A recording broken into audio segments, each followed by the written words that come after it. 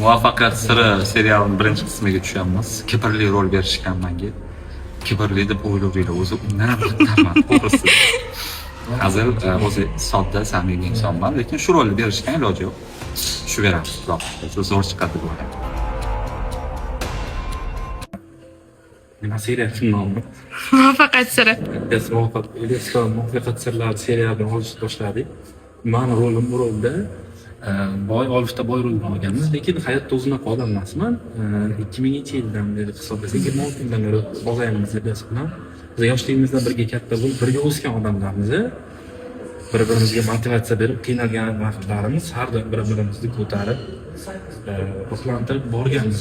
Lekin hozir bu rolda yomon rolni o'ynayapman, lekin hayotda unaqa odam emasmiz. Bilmayman, mani nima desam, majburlashdi, mani yomon ko'rib qolmanglar bu roldan keyin.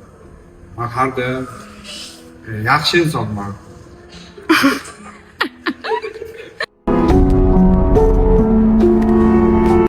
Yomon rol berishdi, lekin men o'zim aslida Novoyman. Ilyos bilan yoshligimizdan birga o'sganmiz. Ilyos bilan yelkama-yelka Novoychilik qilganmiz.